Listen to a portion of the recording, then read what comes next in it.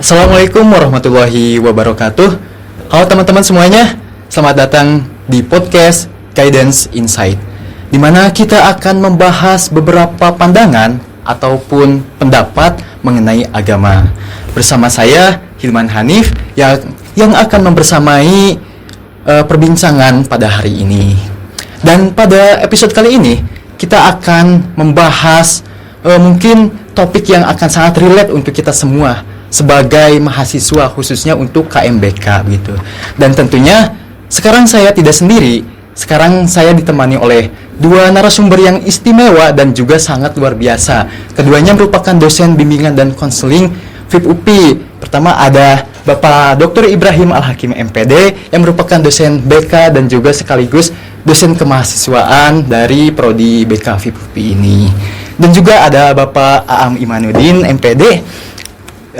Beliau dikenal sebagai dosen yang sangat BK banget gitu ya, dikarenakan cara mengajarnya yang terkenal dengan menjunjung tinggi ilmu kebekaan. Contohnya selalu senyum gitu pas, selalu ramah sekali begitu. Selamat datang ya Bapak Ibrahim dan juga Bapak Aam. Senang sekali rasanya gitu pas saya bisa duduk bersama dalam format yang lebih santai. Biasanya kan kita ketemu di kelas gitu ya Pak, dan sekarang kita ketemu di podcast. Alhamdulillah. Oke, baik Pak dan teman-teman semuanya, seperti yang sudah saya sampaikan di awal ya, bahwa kita akan membahas satu topik gitu ya, yaitu topiknya adalah ibadah dulu atau akademik dulu. Namun sebelum masuk ke pembahasan utama, saya ingin bertanya dulu mengenai kabar bapak-bapak sekalian. Gimana Bapak kabarnya? Sehat? Alhamdulillah, Bapak sehat. Alhamdulillah, Pak Am juga sehat. Kabar baik. Alhamdulillah. Semoga kita semua dalam keadaan yang sehat walafiat dimanapun kita berada. Amin ya rabbal alamin.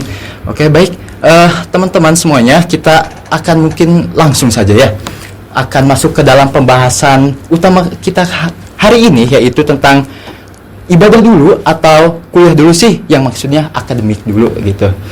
Seperti yang kita ketahui mungkin ya Pak, sekarang itu mahasiswa sedang sibuk-sibuknya gitu ya Pak. Mulai sibuk.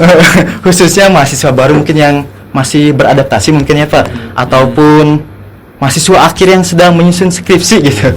Dan juga saya sendiri yang sekarang sedang semester 5, dan saya juga sudah mulai merasa padat gitu Pak jadwalnya. Terasa ya tingkat akhir ya. Beneran Pak gitu. Nah, disibukkan ya. begitu, benar Pak. Dan dari kita juga, beberapa dari kita mahasiswa KMBK ini sering merasa dilema gitu Pak, terkait mana sih yang harus kita prioritaskan terlebih dahulu, apakah ibadah dulu gitu Pak, ataukah kita langsung fokus kuliah aja gitu. Jadi pada pembahasan kali ini saya ingin mengulik lebih dalam lagi gitu Pak, akan membahas tuntas terkait topik pembicaraan pada hari ini. Oke, untuk memulai mungkin saya ingin tahu terlebih dahulu Pak perspektif pribadi gitu Pak, dari masing-masing narasumber sekalian terkait fenomena ini, terkait fenomena ibadah dulu atau kuliah dulu gitu Pak. Boleh mungkin dari Pak Am terlebih dahulu? Oke. Ini dilematis ya. Atau sebenarnya nggak usah jadi dilematis, bisa jadi dilematis atau tidak dilematis sebetulnya. Betul Pak. Berarti ada hal yang perlu didudukan terlebih dahulu. Ada ibadah, ada kegiatan akademik. Iya. Nah, gitu. Betul. Sebetulnya kan kegiatan akademik juga ibadah ya. Betul sekali Pak. Kewajiban kita dalam proses mencari ilmu ini sama-sama ibadah sebetulnya. Cuma yang jadi permasalahan pada saat dua hal itu muncul bersamaan. Jadwal kita kan padat ya, dari jam 7 4 SKS atau berapa SKS gitu. Kadang-kadang menabrak waktu sholat gitu. Betul Pak, benar. Biasanya seperti itu. Dan ini yang sering jadi yang harus disepakati atau diyakini oleh masing-masing. Kalau kaitannya dengan ibadah sudah kan sangat clear ya, bahwa kita sebagai makhluk memang diciptakan untuk beribadah. Kalau di dalam Quran kan ada wa ma khalaqtul jinna wal insa illa liya'budun. Jadi kita itu memang fitrahnya diciptakan untuk ibadah. Nah, kalau dibicarakan tadi pertanyaannya, tagline-nya, ini ibadah dulu atau akademik dulu, rapat dulu, sholat dulu. Nah, itu nanti kan kita akan mendudukannya pada masalah apa yang jadi prioritas. Gitu. Itu dulu mungkin yang harus kita diskusikan. Apakah prioritas kita adalah ibadahnya sebagai fitrahnya tadi, atau karena kita sekarang sudah jadi mahasiswa, sudah jadi dosen, fokusnya adalah bekerja, jadi ibadah yang nomor 2. Nah, itu bicara tentang kesadaran kita menetapkan prioritas itu mungkin hanya sementara pancingan awalnya. Oke, baik. Terima kasih banyak Bapak Aam ya atas jawaban yang sangat luar biasanya. Tadi berarti kita itu harus tahu dulu ya Pak mana prioritasnya gitu, dan sebagai manusia kita fitrahnya adalah untuk beribadah gitu ya Pak. Baik. Kalau dari Bapak Ibrahim bagaimana Pak? Ya, kalau kita memiliki pandangan pengelompokan gitu ya, dikotomi antara ibadah dan kuliah dulu, ini akan ada situasi mana yang harus dipilih terlebih dahulu. Tapi dalam pandangan ini kan kita harus berpikir apakah ini sebagai perbandingan atau bukan perbandingan gitu. Situasi ini juga kalau kita membandingkan antara sendok dan garpu, tentu memiliki fungsi yang berbeda. Nah, tapi memiliki tujuan yang sama. Mau makan menggunakan sendok dulu atau mau makan menggunakan garpu dulu. Kalau kita memiliki pandangan bahwa ibadah dengan kuliah itu hal yang berbeda. Tapi tadi yang disampaikan oleh Pak Dr. Aam kan, Mama khalaqtul jinna bahwa pada hakikatnya manusia itu diciptakan untuk beribadah. Betul. Coba kita maknai secara dalam, apakah kita akan memiliki pandangan yang membedakan antara situasi ibadah dan mencari ilmu gitu. Betul. Ya. Nah, ada juga kan pendapat yang lain gitu kan. Ilmu itu adalah merupakan jalan dari ibadah, maka ganjarannya kalau diniatkan ibadah di dalamnya adalah fisabilillah kan gitu ya, di jalan Allah. Maka bahkan capek, bahkan hingga jika pada akhirnya meninggal pun dalam menuntut ilmu, fisabilillah kan gitu ya, betul, syahid kan gitu ya dalam situasi ini. Nah, ini yang perlu kita pahami konteksnya. Apakah akan menempatkan persoalannya hal ini beda antara garpu dan sendok atau memiliki tujuan, atau memang ini bisa jalan bersamaan. Nah, coba kita arahnya kemana ini, kita akan coba pikirkan. Ditambah di sisi lain adalah bahwa individu itu ada anak, remaja, dan dewasa. Ini perlu kita paham, dekatkan dalam situasi pandangan ibadah menurut anak itu apa sih gitu ya, ibadah menurut remaja itu apa sih, dan tampaknya kalau suasana ibadah itu kayaknya orang tua banget gitu ya, datang ke masjid gitu ya, ngingetin sholat gitu ya, kayaknya cocok untuk orang dewasa gitu ya. Maka seperti itu. Nah, kita akan konteks lebih dekat dalam situasi bagaimana nih ya untuk hal ibadah. Tapi perlu kita pahami apakah ini perspektif perkembangan remaja, perkembangan anak-anak yang pada akhirnya ini membedakan antara ibadah dan aktivitas. Oke, baik. Terima kasih banyak atas jawabannya Bapak Ibrahim. Tadi sangat menarik sekali dianalogikan dengan garpu dengan sendok juga ya Pak. Terus tadi disampaikan kita juga harus melihat dalam perspektif apa terlebih dahulu gitu, apakah dalam perspektif perkembangan atau apa gitu. Baik, terima kasih banyak atas jawabannya untuk Pak Aam dan juga Pak Ibrahim. Kita lanjut tadi kan ke perspektif pribadi ya Pak. Kita lanjut dalam perspektif agamanya Pak. Fenomena ibadah dulu atau kuliah dulu itu seperti apa sih Pak dalam perspektif agama? Boleh tadi kan dari Pak Aam terlebih dahulu, sekarang mungkin dari Pak Ibrahim dulu. Boleh.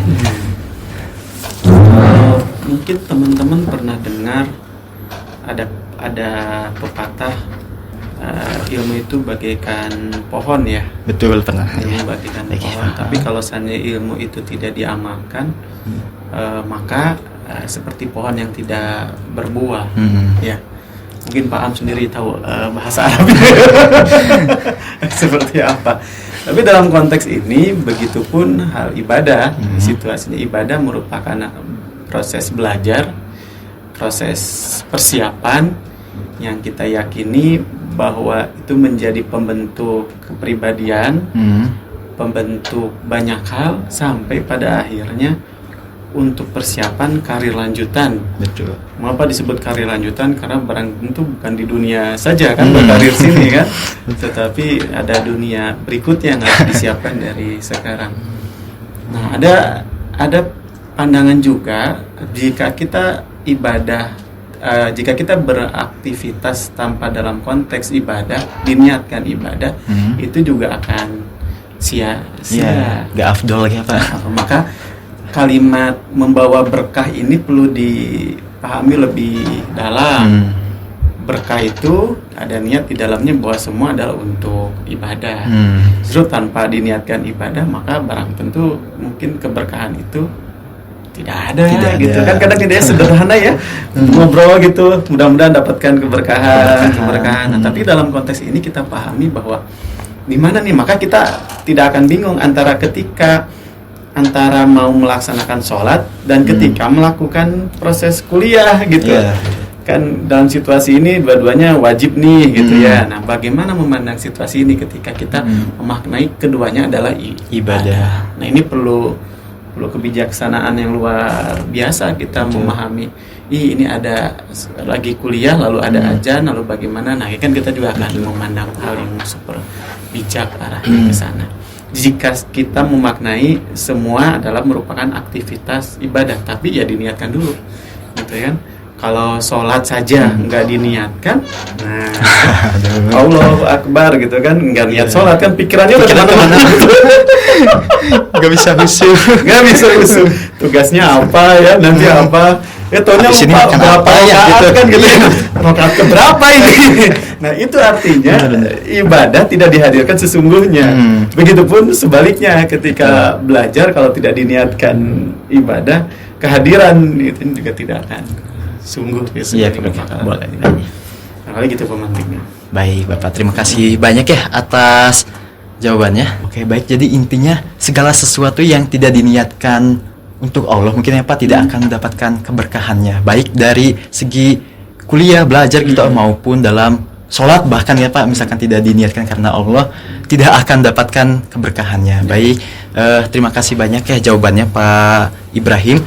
Boleh mungkin lanjut ke Pak, mungkin Pak ada suatu dalil gitu Kak mungkin terkait topik kita pada hari ini. Jadi mendadak Ustadz ini ya. Betul. Tapi saya kalau di Prodi Basari panggilnya Ustadz. Pantesan Pak. Ustadz sangat urutannya. Ustadz cocok sekali Bang Pak. Jadi alhamdulillah Hasim saya dapat kelas di bahasa Arab, jadi dipanggil Ustadz terus. Berjenggot lagi ya. Jadi kita masuk dari konsep keberkahan. Memang kalau didudukan gitu ya, bahwa segala sesuatu akan dikembalikan pada niat awalnya. Betul Pak. Amalu bin niat. Niat kita apa nih? Kita kuliah itu punya niat apa? Niatnya karena pekerjaan kan? Niatnya karena ingin memperbaiki diri kan? Dan setiap orang pasti beragam ya. Tapi ada hal yang paling dasar ya, itu adalah bagaimana kita meniatkan itu sebagai bagian dari ibadah. Karena sejatinya kan teman-teman yang suka menggunakan doa ibtihanah setiap kehidupan kita adalah untuk ibadah kan gitu. Inna sholati wa nusuki wa mahyaya wa mamati dan seterusnya. Kalau ada pendapat bahwa seluruh hidup kita itu sebetulnya adalah untuk beribadah. Itu hal yang universalnya. Hal yang universalnya artinya seluruh aktivitas yang kita lakukan harus kita sadari. Ya, artinya kan kita mengontrol, bisa mengendalikan bisa menetapkan prioritas dan seterusnya. Kalau sekarang lagi podcast adan, kan suka ada statement yang wajib itu menjawab adan atau segera berwudu dan sholat. Itu banyak sering bukan dipelesetkan, sering jadi bahan obrolan ya, seperti itu. Nah, hal yang menarik adalah ketika balik lagi ke kewajiban kita, ke fitrah kita, bahwa fitrah kita diciptakan sebagai manusia, sebagai tadi di awal saya buka itu, bahwa setiap manusia diciptakan itu pada dasarnya untuk ibadah. Wa ma khalaqtul jinna wal insa illa liya'budun. Jadi tidak ada hal yang lain sebetulnya. Tugas utama kita adalah beribadah. Nah, karena tugas utamanya beribadah, maka terjemahannya berarti seluruh kehidupan aktivitas kita, maka dasarnya harus ada ibadah. Hanya ibadah yang tanpa ilmu, lagi-lagi kan itu. Nah, makanya harus ada kesinambungan. Dan dalam konteks yang lebih sempit di perkuliahan, ini yang sering mungkin jadi bahan kritiknya teman-teman kita semua nih. Jadwal dari jam 9:30 sampai jam 1 misalnya. Ya kan ada yang seperti itu kan. Atau dari jam berapa? 2:30 sampai jam 4:30 misalnya. Nah, itu kan ada momen-momen kita sedang menjalankan satu kewajiban yang namanya belajar, ibadah dalam konteks belajar. Ada kewajiban yang sifatnya fardu, salat fardu itu yang masuk, dan itu ada di tengah-tengah jadwal itu. Nah, itu yang kadang-kadang mungkin diabaikan, padahal hal-hal teknis bisa disepakati. Misal kalau yang saya lakukan di kelas, jika itu beririsan dengan waktu salat asar misalkan, saya memberikan kesempatan kepada mahasiswa yang boleh bergiliran, jadi yang mungkin bertugas untuk penyajian standby dulu atau bisa sholat lebih awal dan seterusnya. Ya, itu kan bisa disepakati sehingga tidak dibentrok-bentrokkan, seolah-olah kalau tadi kata Pak Baim, dua hal yang sama tapi dibentur-benturin gitu. Sama-sama ibadah, makanya tinggal dipetakan. Misalkan saya sekarang ada yang jadwalnya sampai jam 1 tuh, dari 9:30 sampai jam 1 full gitu. Nah, kita sepakati supaya waktu salatnya tidak terlampau akhir misalkan. Nah, bagaimana pas waktu duhur itu kan rata-rata jam 12-an ya, atau kadang-kadang 11:30 dan seterusnya. Ya, kita buat kesepakatan yang sifatnya teknis yang bisa menunjang kita tetap bisa menjalankan kedua-duanya. Memang yang afdol, yang terbaiknya ya sholat pada saat waktunya, tepat waktu itu yang memang disyariatkan. Dan yang terpenting yang kadang-kadang ya nantilah masih ada waktu duhur sampai jam berapa sih misalkan gitu. Benar ya, ada duhur sampai jam 12 ya. Keluar jam 12 bentar lagi. Akhirnya kan menjelang waktu asar kan. Asar sekarang jam berapa? 2:30 lah. Iya, setengah 3 jam 3 kurang 1/4 kurang lebih. Di pikiran kita secara tidak sadar masih lama lah gitu ya. Santai dulu nih, bisa makan dulu, bisa ini dulu gitu ya. Nah, padahal sudah ditentukan waktunya bahwa awal waktu duhur, akhir waktu duhur, awal waktu asar, akhir waktu asar, dan mohon diingat itu kan ada waktu-waktu yang di sana dilarang melakukan sholat kan gitu. Waktu-waktu terbenam matahari, terus terbit matahari itu ya, sampai nanti justru kita sholat bukan malah pada waktu yang dilarang gitu ya, gitu ya. Kalau memang kita yang terkait langsung dengan waktu pembelajaran, salah satunya ibadah wajib ya, ibadah sholat itu yang paling terlihat gitu. Jadi atau bisa jadi kebijakan. Ini menarik nih di UPI, di beberapa fakultas itu sudah ada notifikasi 5 menit menjelang azan duhur misalnya. Sivitas akademika diharapkan segera pergi ke masjid, itu sudah ada tuh seperti itu. Jadi itu kan tidak dibenturkan tuh.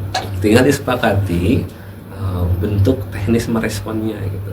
Kalau toh jadwal misalkan tidak bisa diubah-ubah terlalu ini, nah bagaimana itu disepakati. Kan ada waktu sholat 15-20 menit, apakah diganti atau seperti apa, itu yang sudah memang seharusnya harus kita respon dengan lebih bijak gitu.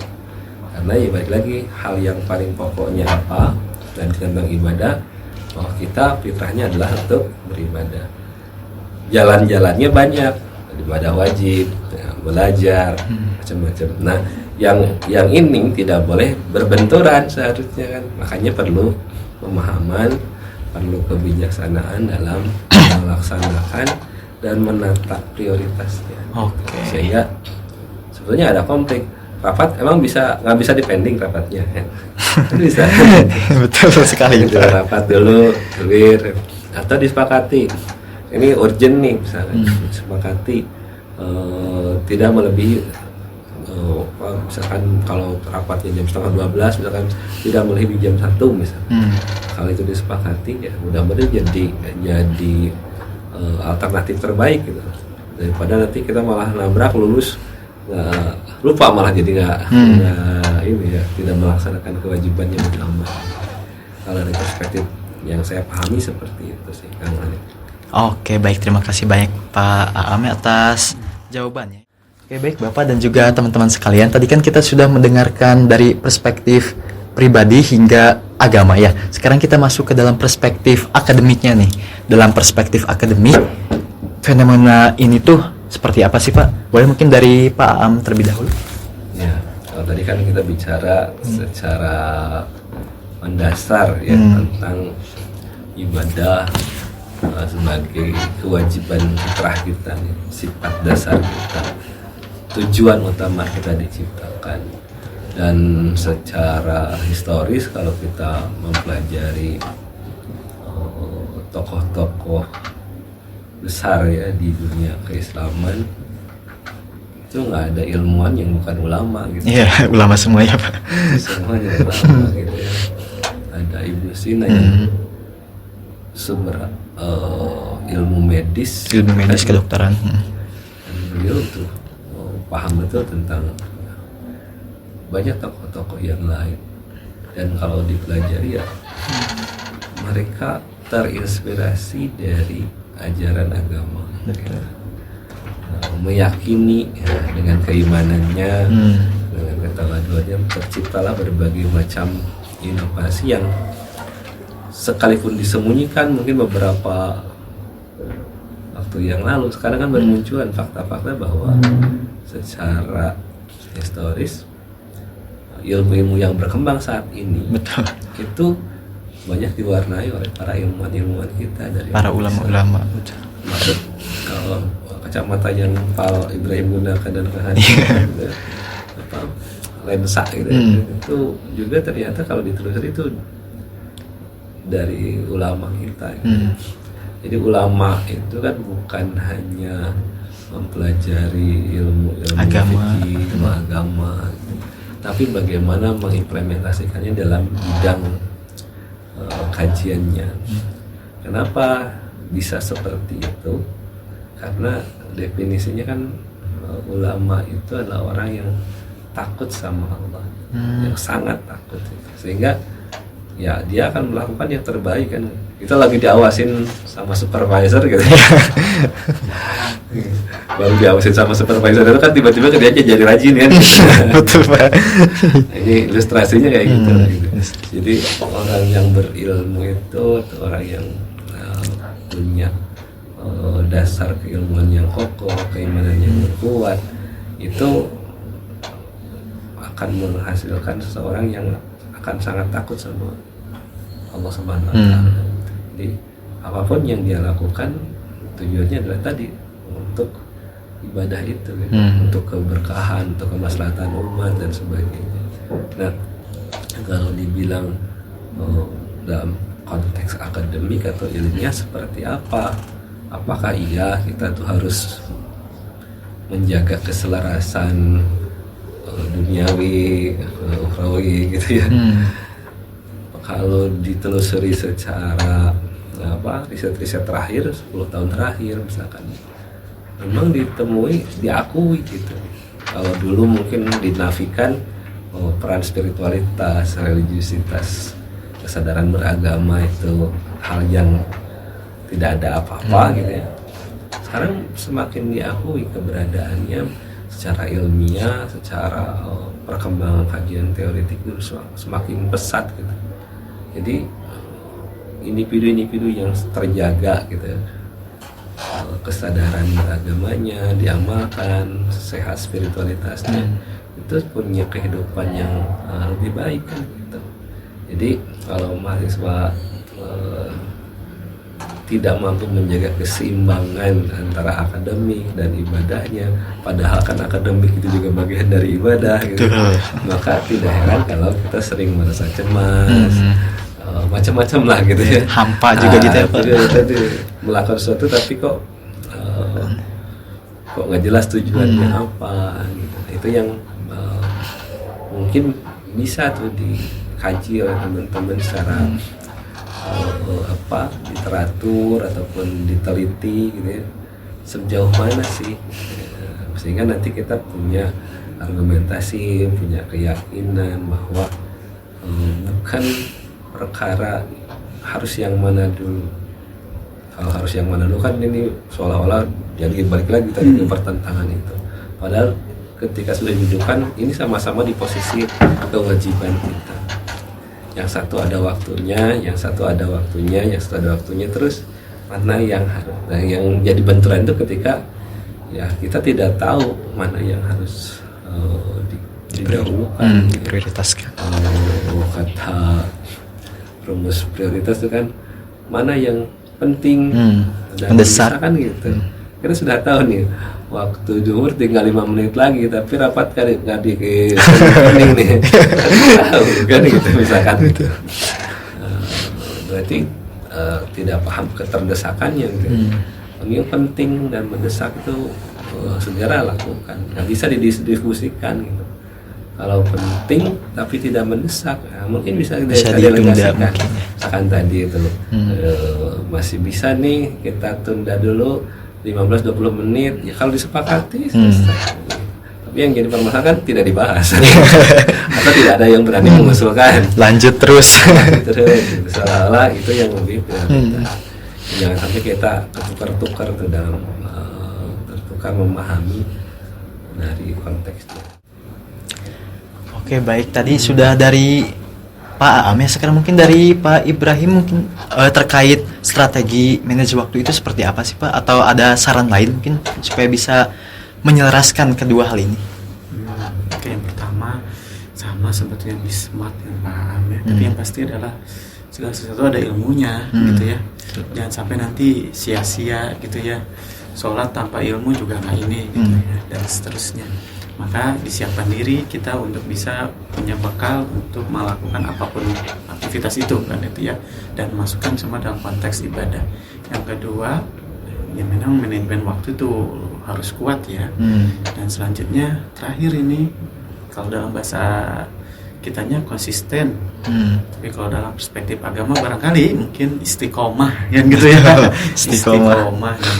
Di setan rajim itu kan selalu mengganggu kan gitu ya. Yang dalam perspektif Freud itu kan sadar dan tidak sadar, super ego. Nah kita mau apa? Nah, barang tentu kalau Bapak pikir ini kan ada jin dan manusia, justru ada penggoda di situ. Maka ketika sudah dalam dewasa ini perlu gitu ya situasi bahwa kita akan berperang atau kita dalam situasi yang mungkin siap digoda terus gitu ya, dalam situasi yang enggak ini. Maka teman-teman jaga konsistensi di akhir itu perlu buat Bapak untuk bisa terus, oh ternyata bisa nih tepat waktu zuhur gitu kan, perlahan-lahan. Oh bisa nih tepat waktu asar. Ya tentunya yang puasa Daud kan nggak tiba-tiba puasa Daud kan, langsung bisa konsistensinya puasa gitu ya. Nah konsisten puasa, ya semuanya punya pandangan, keyakinan sampai akhirnya nggak bisa tuh gitu ya. Kalau seandainya nggak bisa puasa Daud misalkan kan seperti itu. Banyak hal yang kita perlu lihat bahwa titiknya di mana, sehingga itu juga menjadi evaluasi di akhir untuk jadi proyeksi diri gitu ya. Setelah jaga konsistensi ya proyeksi diri, oh kita masih ada di sini nih ya, perlahan insya Allah sampai pada titik yang diharapkan ya gitu ya. Nah, barangkali itu Hilman ya. Memang kan masa remaja ini mahasiswa coba sana sini gitu. Tapi tapi setidaknya mungkin mengatur dan prioritaskan yang mendesak, penting mendesak dan seterusnya, itu juga menjadi bisa mengelola ya, memilih pilihan satu dan yang lainnya, dan sangat bijaksana memandang dalam perspektif ini gitu ya. Pak udah sholat Pak, ya dan bentar lagi Bapak juga mau nutup perkuliahannya gitu. Gak gitu kan gitu ya, lihat ini sampai mana gitu ya. Nah itu juga harus dilihat situasi itu. Nah begitu dari Hilman ya. Oke, baik, berarti intinya kita harus be smart gitu ya Pak. Terima kasih banyak atas insight mengenai strategi ini ya Pak. Oke, baik. Teman-teman semua, kita telah belajar banyak ya pada perbincangan pada hari ini terkait tadi topik kita hari ini yaitu ibadah dulu atau kuliah dulu. Tadi ada dari perspektif pribadi, akademik, agama, kemudian juga strategi cara menyelaraskan keduanya juga tadi sudah disampaikan. Namun sayang gitu, kita sudah berada di penghujung sesi pada perbincangan kali ini Pak. Namun sebelum saya tutup gitu ya, saya akan memberikan kesempatan untuk kedua narasumber Bapak Ibrahim dan juga Bapak Am ini untuk memberikan closing statement gitu Pak, atau pesan singkat untuk para pendengar kita ini Pak. Boleh mungkin dari Bapak Ibrahim dulu? Ya, jadilah atau bahwa hadir dalam diri kita selalu utamakan dalam kebiasaan yang baik. Nah kebiasaan baik ini bukan normatif tapi situasinya sangat spiritual ya, di sana, sehingga yakin kebiasaan yang baik atau good habits bring to big deed ini akan membawa kesuksesan. Nah, suksesnya tentunya insya Allah yang diharapkan bukan di dunia saja tapi di kehidupan di akhirat juga. Sip. Oke, terima kasih Bapak. Mungkin Pak Am aja. Oke. Closing statementnya yang pertama, ibadah itu pondasinya. Aktivitas belajar, bekerja itu adalah bangunan yang dibuat di atasnya. Jadi mau membangun semewah apapun, ketika pondasinya rapuh maka akan mudah hancur. Jadi mari kita ibadah jalan, kuliah juga jalan, sehingga fondasi dan apa yang dibangun di atasnya bisa menghasilkan keberkahan untuk diri kita dan orang banyak. Sekian dari saya. Hatur nuhun. Oke, hatur nuhun Bapak atas advice-nya gitu ya Pak. Sekali lagi Bapak, saya ingin mengucapkan terima kasih banyak karena telah berkenan membagikan ilmunya, membagikan inspirasinya. Terima kasih banyak Bapak. Dan saya juga ingin mengucapkan terima kasih banyak kepada para pendengar yang telah menyimak dari awal hingga akhir pada sesi perbincangan hari ini. Nah, saya Hilman Hanif, saya izin pamit undur diri dan sampai jumpa di lain waktu. Wassalamualaikum warahmatullahi wabarakatuh. Waalaikumsalam.